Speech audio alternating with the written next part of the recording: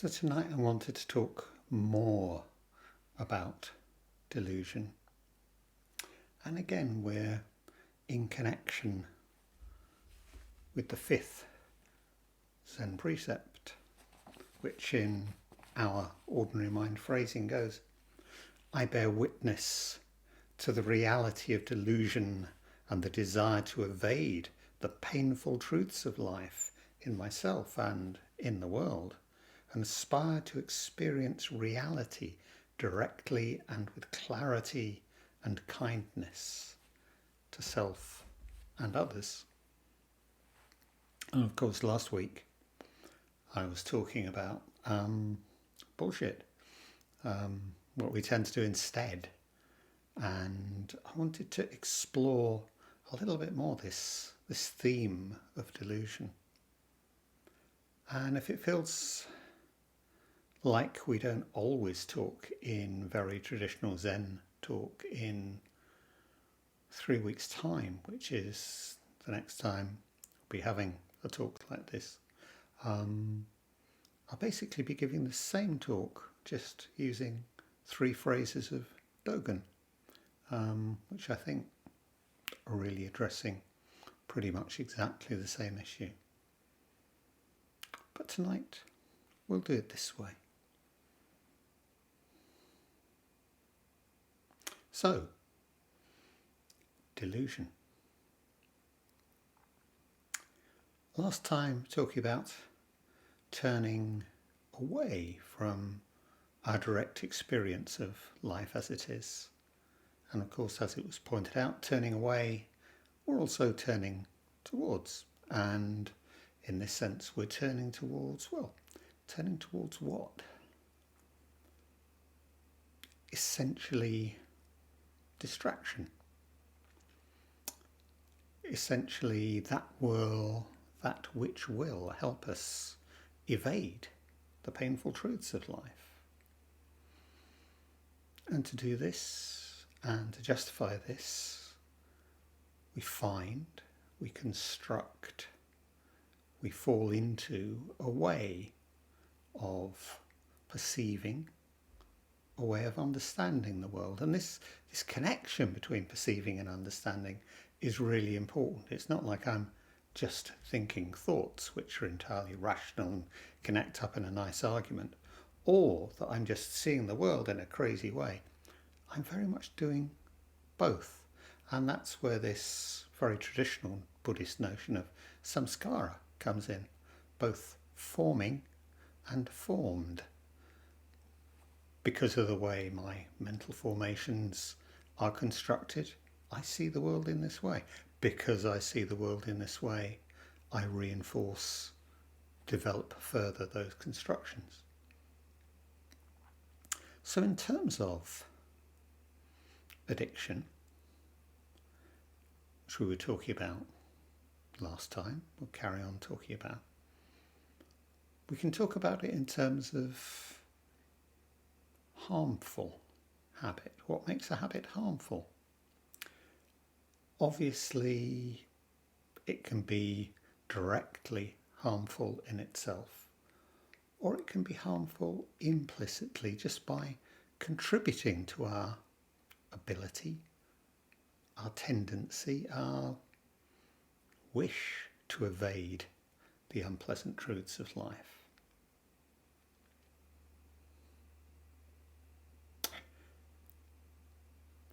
This is interesting because it connects up quite closely with the way that we can misunderstand our practice and misunderstand what we're doing when we're sitting zazen.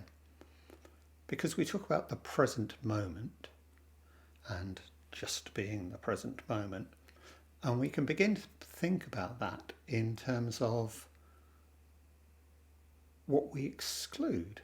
And I mean, in the traditional way we're taught it, don't worry about the past. That's gone. Don't worry about the future. It will be what it is, or whichever version of that. But the present moment is cut off. It's chopped out. It's excluding past and future. It's excluding my worries in this moment, my fantasies in this moment, my desire in this moment. And it's just responding to what is. And of course, that's not what our practice is at all, because actually, if you think about it, reading a good book, watching a TV program, we can be completely absorbed in this moment, no past, no future. It's just here, it's now, it's what's coming at me, or the words on the page. And that's not our practice, but that's being absorbed in the present moment. So what's the difference?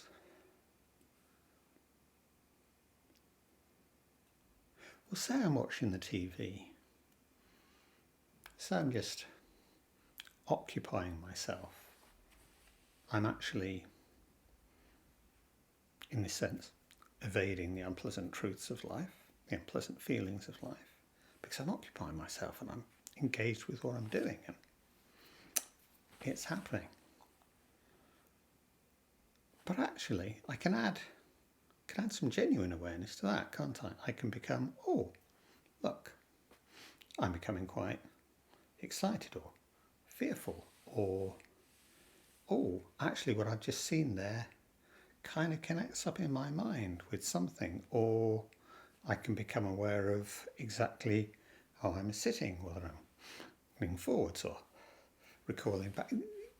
You know, I can begin to become, actually even doing something like watching TV, I can begin to become fully body aware in that sense. And that's interesting, isn't it? Because I'm beginning to include what we can call a full sensorium there, inclusive awareness. Because our practice is actually just whatever we're doing or whatever we're not doing is allowing this body, this mind, this thing which I am to be what it needs to be in that moment without cutting anything out. So the nagging thought, the doubt, the twitch in my shoulder, the whatever. It's just allowing that to be what it is, what it needs to be.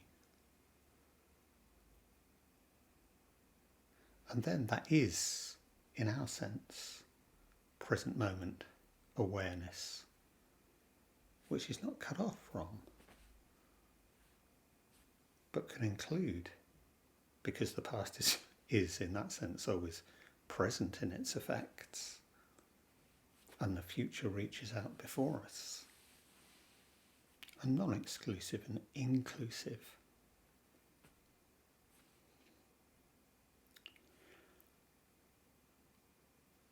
This is important because this body, is this just body's body, or is it body is life? This mind, is it just mind as mind, or is it mind as life? That's probably not very clear.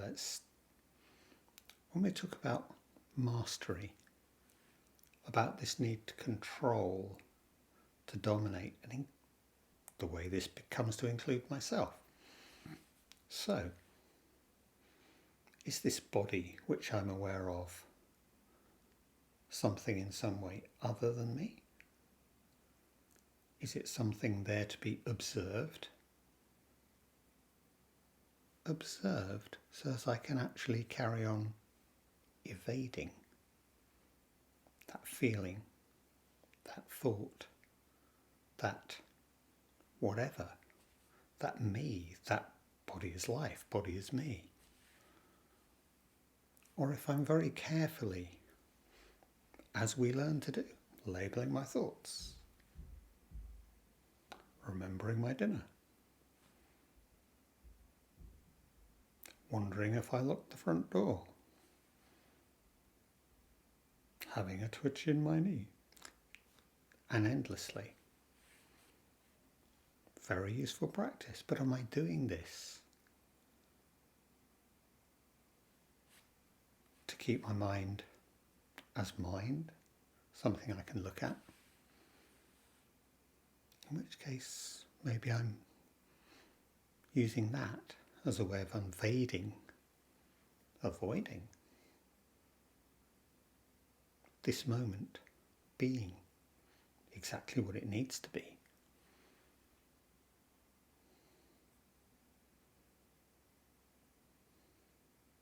But whenever I'm in this full sensorium, hearing, seeing, feeling inwardly, becoming aware of my emotion, I'm much closer to life as it is, to what this moment needs to be, because it's telling me.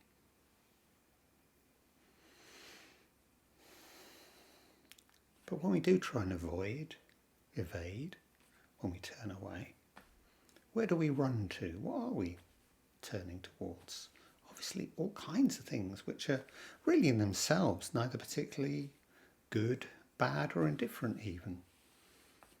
The list is absolutely endless. Books, film, exercise, diet, what I eat, TV, drugs, well-being, looking after myself, food. Oh yeah, food.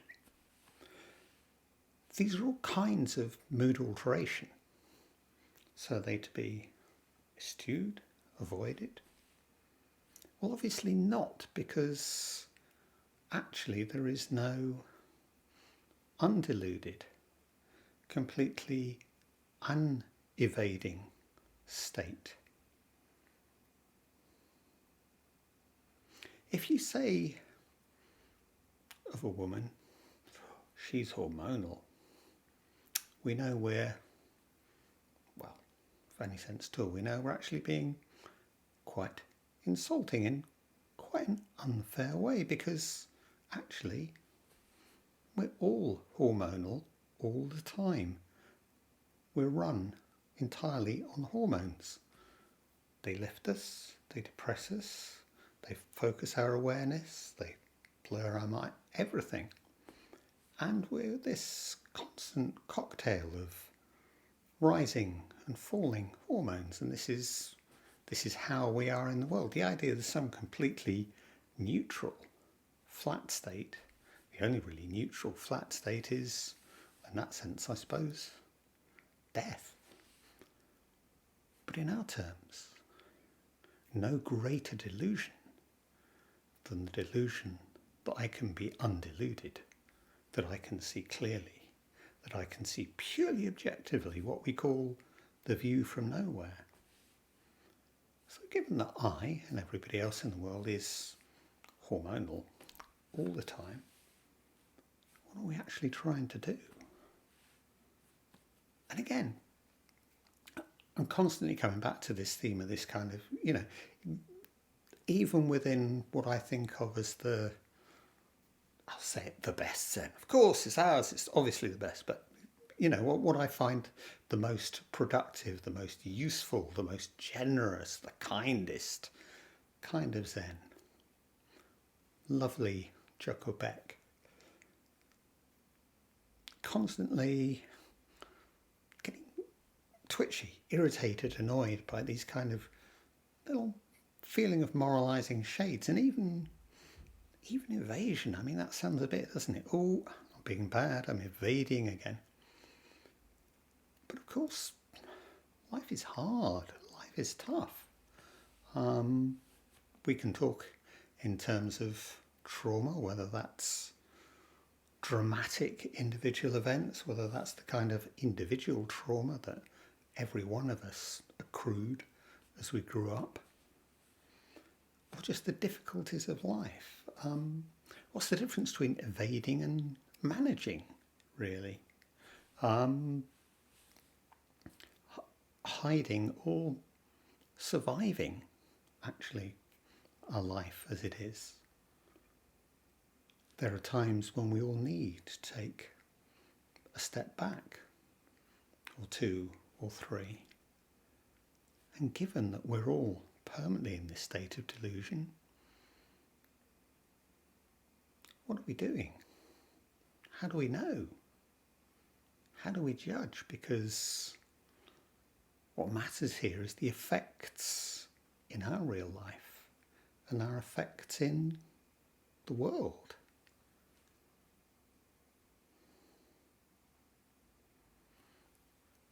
There was a nice piece a couple of months back now in The Guardian. The therapist, Philippa Perry, has a column there. So it's effectively a psychiatric agony aunt. Readers sending questions. And this just seemed particularly relevant to our point. I won't read it all. Read the first half of that and then the first half of Philippa Perry's response. The reader's question. I'm a woman in my late 50s. In my teens, I took a great many drugs, among them heroin. Every few years, I feel the irresistible urge to go back, and I do, using a few times a month over a 6-month period. Then I become afraid, and I'm able to stop. However, I honestly feel my use is not problematic or doing me any harm. Should I just stop worrying about this and accept this is me? And so Philippa Perry, oh that's right, yeah, sorry, last part of that question. I've just come out of a period of using. I actually feel good, although full of angst about it all. I feel this is happening to someone else, not me. And so Philippa Perry replies, you say, I honestly feel my use is not problematic or doing me any harm. And I honestly think if you really thought that, you'd not have written to me. But this is what the addiction monster does. It tells you that your habit is not a problem. It lies to you. It makes excuses. It squirms, wriggles, manipulates to keep you using. It tells you other people do it and are fine.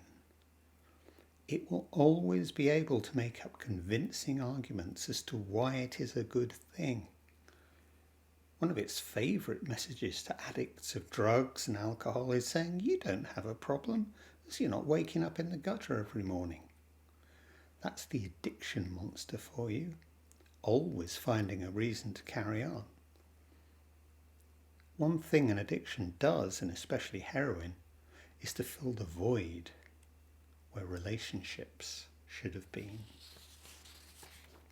And of course the woman who writes in talks about her family background, and Philippa begins to address that, and it's as chaotic and traumatic as you might expect. Philippa Perry finishes, your life, your heroin use is not happening to someone else. It is happening to you. It is an illegal drug, so you are committing a crime by being in possession of it and supporting crime by buying it. For now, perhaps you feel in control of your habit, as you feel you can periodically pause your usage. This proof of control may become more difficult to find in the future, as demonstrated by the fact that you are thinking about when to use it again. And what Philippa Perry is describing as the addiction monster there is just perfect example of this kind of utterly delusive samskara, this way of organising the world, this addiction monster as Perry talks about. It can always find an excuse, it can always find a rationale why this is okay, and that's exactly what I was talking about in terms of bullshit last time. And of course we live in a world of, say, substances, activities, where again, there is a very grave tendency towards harming. And what are we actually going to do? Well, surely the only way that we can actually judge what's okay and what isn't is by being able to self-honestly take a look at the effects on ourselves and the effects in the world. And too often, and this is definitely one of the effects of the addiction monster, or whatever we want to call it, delusion in all its forms, is that it's always about keeping things tight, keeping things on me. Well, I'm in control. I'm okay. I'm all right with this, without actually ever really looking around outside to see, how does this come about? How does this frame of mind arise? How does this activity arise, this habit? And what are the effects in the real world? So all of what we might regard as the more problematic activities, substances, gambling, pornography, the illegal drugs, alcohol itself, probably the most dangerous drug in the world in terms of how widespread its use is, and just the sheer volume of suffering and violence that arises in connection with it. But also beliefs themselves, how powerful they are whenever we're in the presence of any kind of certainty. And obviously that can really include beliefs like Buddhism. It doesn't have to be QAnon. It's, how do I believe? What are the consequences of the belief? Where does this leave me? What kind of way of organising the world does this require of me?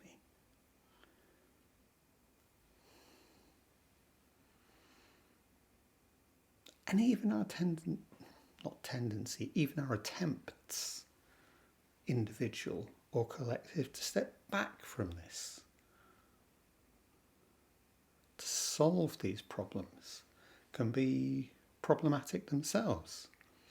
During the 1920s and 1930s, the United States tried the experiment of prohibition, banning strong alcohol altogether. That experiment lasted, is it just under or just over a decade? And it ultimately lacked popular support. There were a great deal of arguments as to why it shouldn't continue, what the problems were with it. It was encouraging organised crime. It was encouraging a mindset of illegality amongst the population. Contemporary research is suggesting that maybe these kind of things were exaggerated, but actually, funnily enough, not in the case of the massive ongoing war on drugs, which is now a little over a century old, which has, through its making illegal of the use of a wide range of drugs, massively, exponentially increased organised crime. Unorganised crime too, in the sense of the violence, theft, which goes to finance this, the difficulty of actually getting treatment when most money is spent on police and prisons rather than on treatment centres, treatment rooms, therapy programs, addressing the issues which actually make drug use attractive. Why is drug use attractive? Well, we're back to evasion again, aren't we? In some form or another. We're back to life is difficult. Yes, I need an alternative. Well, this isn't it, but in the immediate term, well, it sure can feel that way.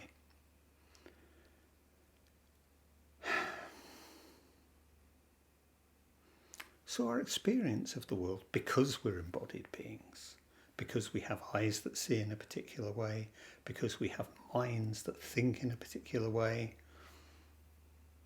we perceive, we understand in a very limited sense. Our experience, the mental conceptual tools we have, the way we grew up, learning what's approved, what's supposedly true, what's supposedly false in our world, obviously orients us further in very particular directions. The problem with delusions is that they seem so self-evident that One more drink will make me feel better. One more fix will fix it. Democrats really do eat babies, or, whatever this particular delusive structure is. So if I walk down the road and I see pink elephants, I really do see pink elephants. If I hear voices telling me to do something, I really am hearing this. And if I've had a wonderful enlightenment experience, then I'm absolutely certain of that. And all of these are potentially equally problematic, equally destructive. But clearly, not all delusions are equal. Our practice principles talk about waking to a dream within a dream. In that sense, a dream in which we're more aware of our dreaming. A dream in which we're awake to the fact that we're dreaming. Self-honesty. Harming of self and other. Can we see when our mindsets, when our ways of actually seeing the world, when our sankharas are leading us in that direction, and the degree to which our determination to evade the unpleasant truths of life lead us off in that direction? A good test, I think, is whether our experience of life is turning towards the other, turning towards relationship, and turning towards what relationship requires of us, which is not knowing. That not knowing, which is this quality of fundamental openness to the world and to life. It's another of my teacher's favourite little sayings. Certainty corresponds very poorly with truth. How could it be otherwise? Life as it is, always there, in its infinite richness, its infinite possibility. Not knowing. Let's try not to shut it down. Let's try and turn towards each other. Turn towards possibility. Turn towards not knowing. Wake up to our own deludedness, our own delusions.